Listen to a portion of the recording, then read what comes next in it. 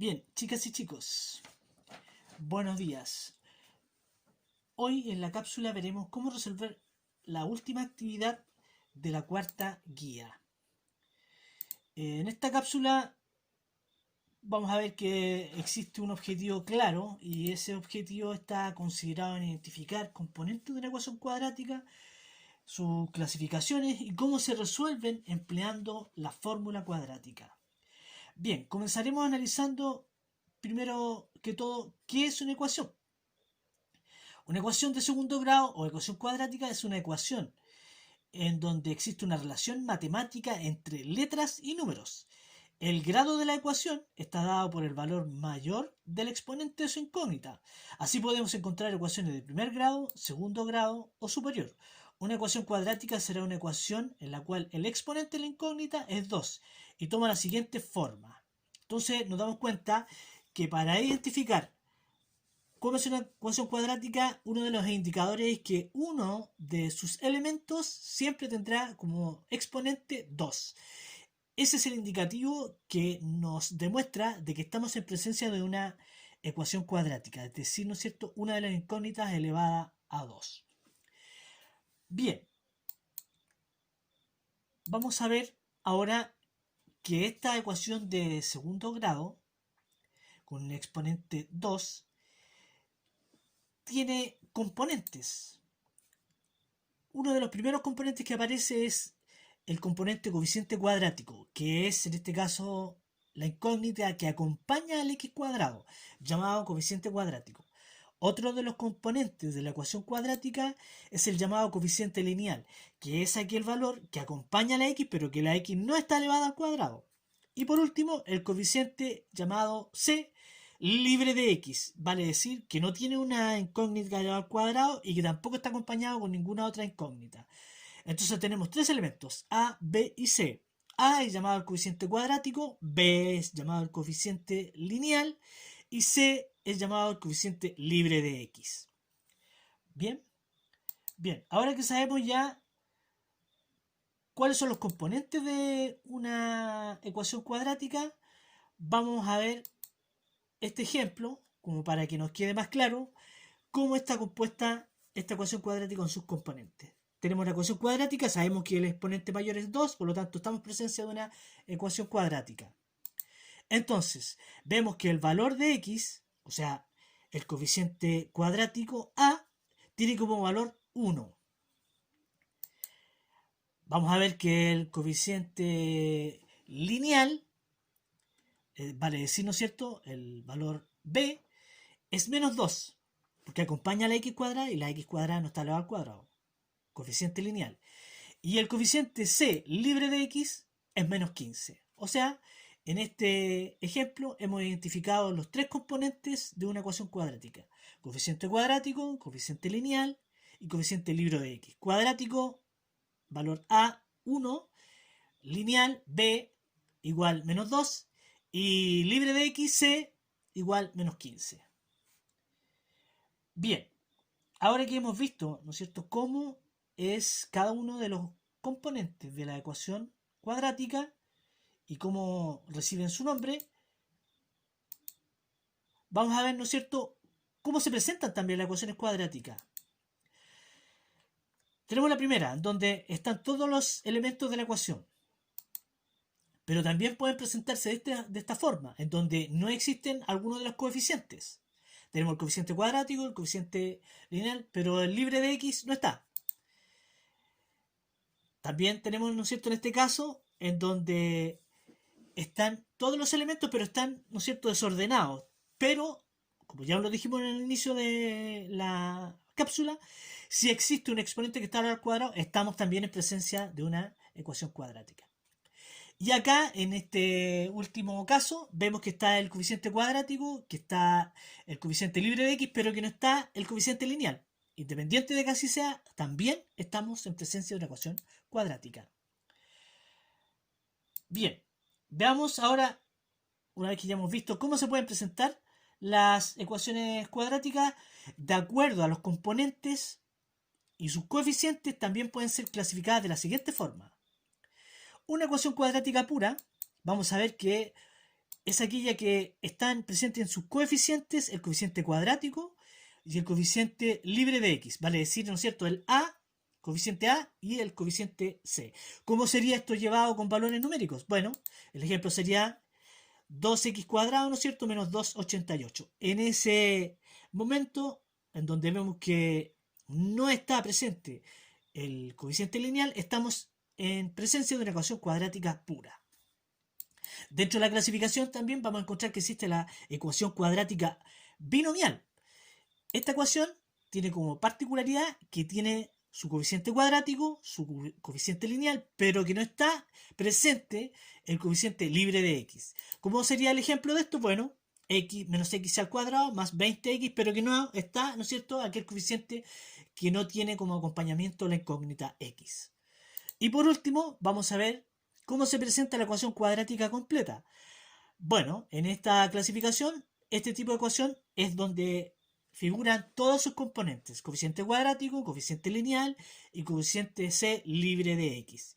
¿Y cómo sería el ejemplo? Bueno, 2x cuadrado con su exponente al cuadrado, más 5x, que es el valor de b, ¿no es cierto?, coeficiente lineal, y menos 2, que es el coeficiente libre de x. Aquí tenemos los tres tipos de clasificación de acuerdo a los componentes que poseen una ecuación cuadrática.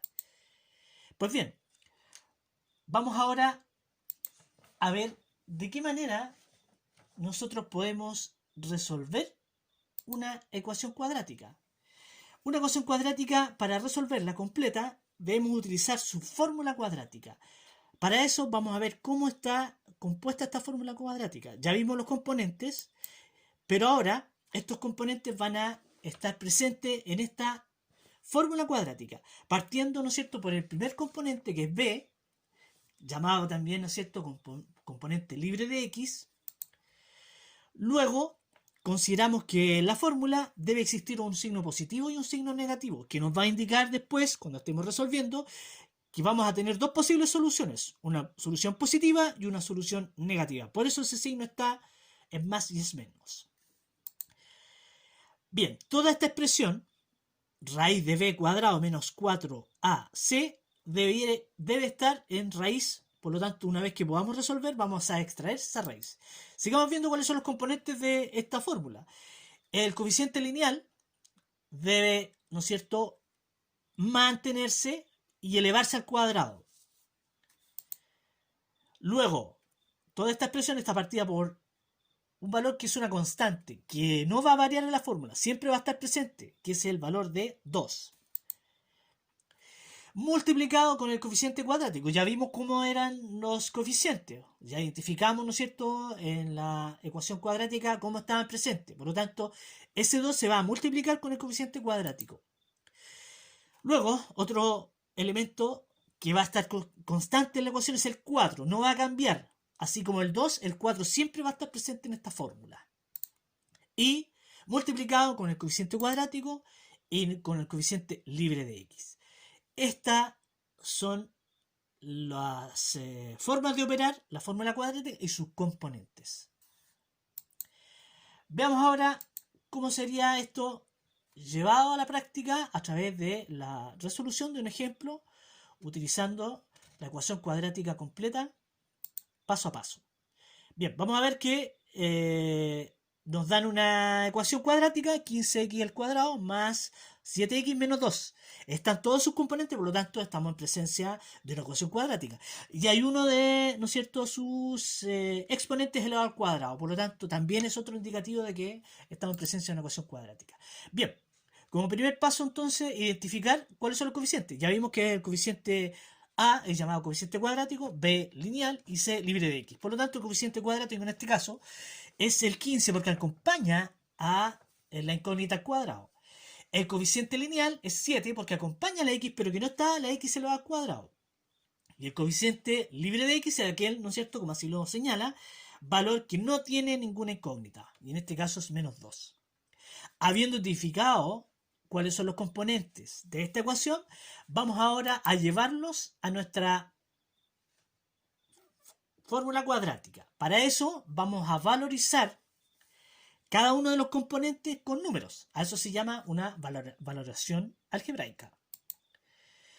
Entonces, le damos valor, ya identificamos, ¿no es cierto?, cuál era el coeficiente lineal, lo llevamos a la fórmula, luego respetamos el signo más menos, luego seguimos con la raíz cuadrada, como ya sabemos que el coeficiente lineal es b, lo consignamos, pero respetando la fórmula que nos dice que hay que elevarlo al cuadrado, menos 4, que es la constante, por el coeficiente cuadrático, que ya lo vimos en el caso, ¿no es cierto?, que era 15, por el coeficiente libre de x, que en este caso es c menos 2. Todo esto partido por 2, que es constante, multiplicado por el coeficiente cuadrático, que ya lo vimos en la lámina anterior, que era a es igual a 15.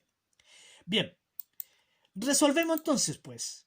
Mantenemos el menos 7, mantenemos el más menos, resolvemos la potencia, 7 elevado al cuadrado es 49, y luego comenzamos a resolver menos 4 por 15 es 60, negativo, ¿no es verdad?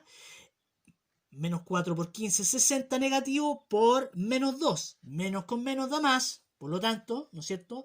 Al resolver la potencia nos quedaría 7 elevado al cuadrado, 49, más qué cosa, más 120, que es la multiplicación de menos 60 por menos 2. Todo eso partido por 30. ¿Por qué? Porque 2 por 15 es igual a 30.